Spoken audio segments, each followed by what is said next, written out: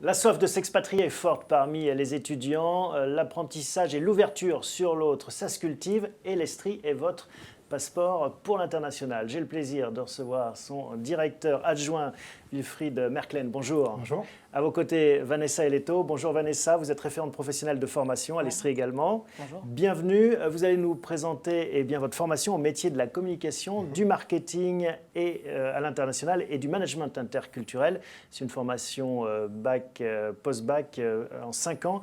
Est-ce que vous pouvez déjà nous expliquer en quoi cet interculturel influence cette formation? Alors, il faut savoir que nous sommes déjà des formations à l'international en 5 ans post-bac.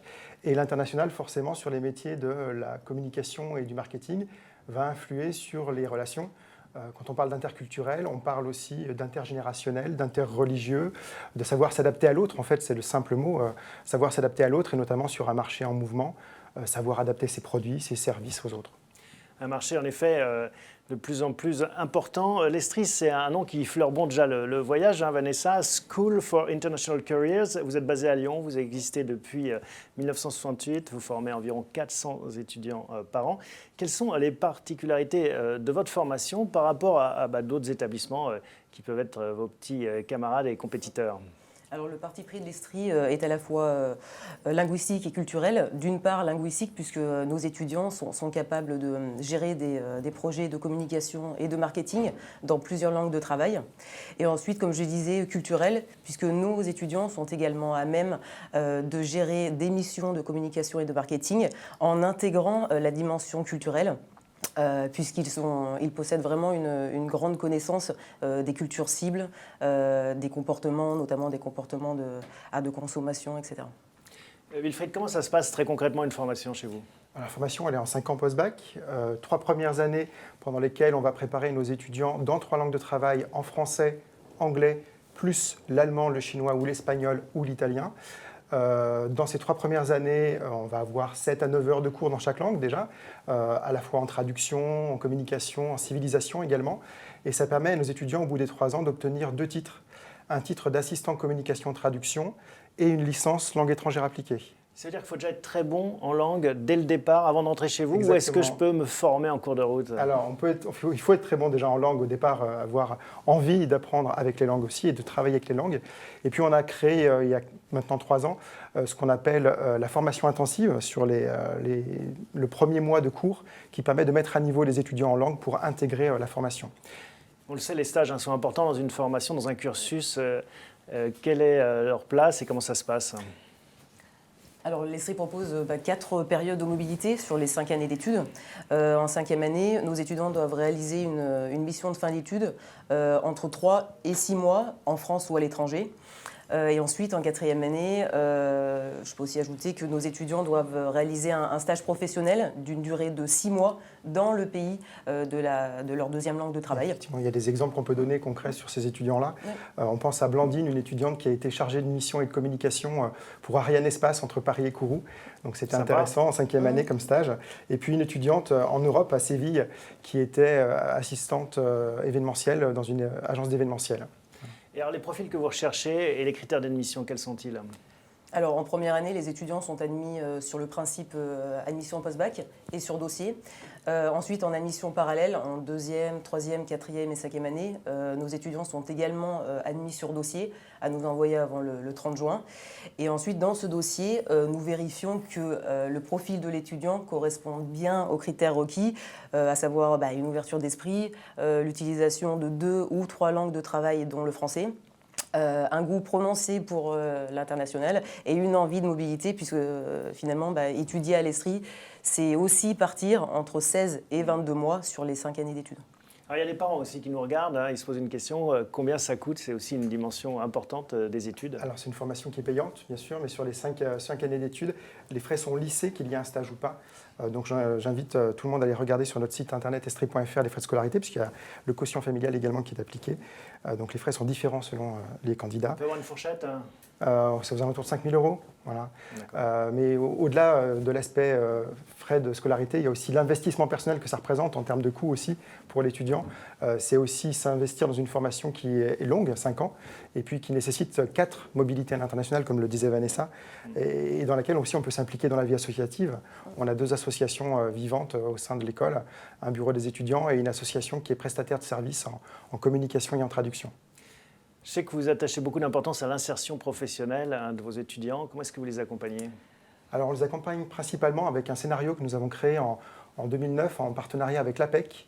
Ça se concrétise par des semaines de coaching.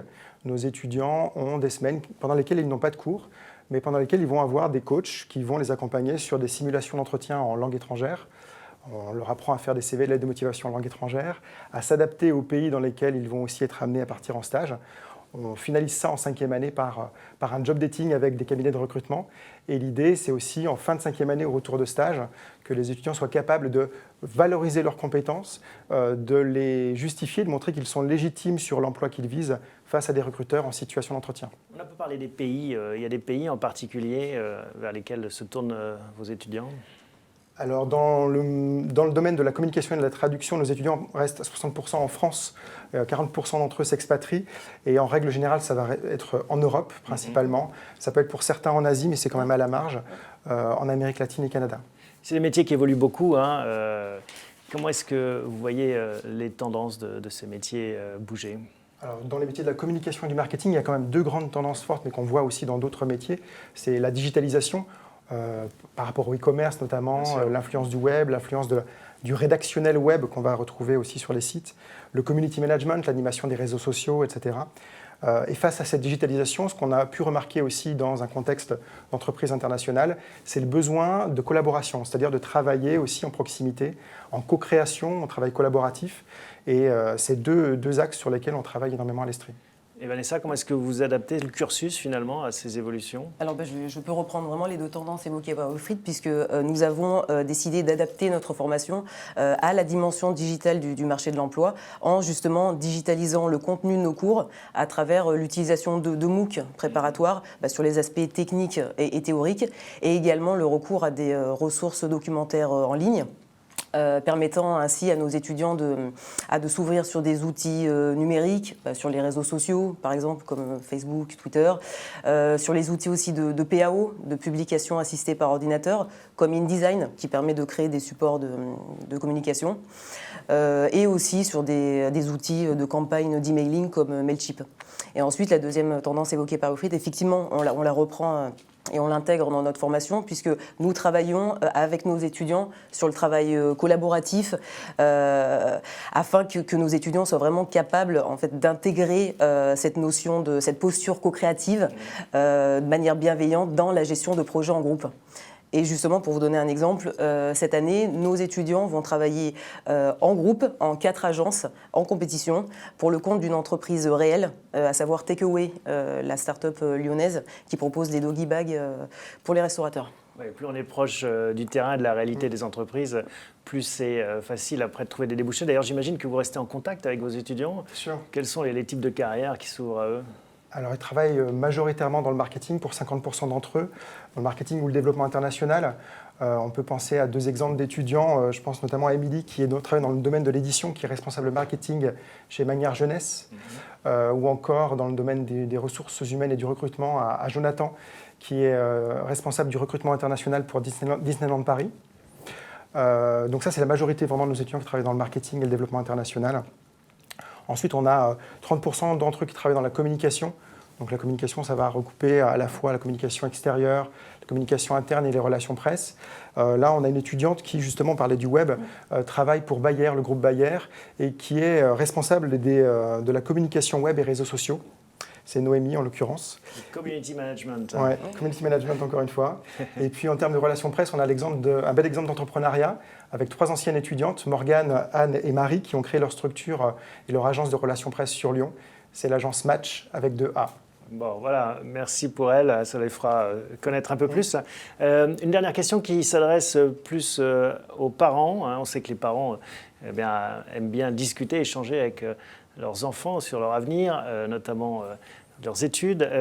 Pour ceux qui regardent cette émission et qui ont un enfant qui s'intéresse à ces métiers, qu'est-ce que vous leur diriez ? La première chose, c'est qu'on l'a vu, on est proche de l'évolution du métier, on le ressent. Et puis que le scénario de coaching dont on parlait tout à l'heure a été un élément déterminant dans l'amélioration de notre formation.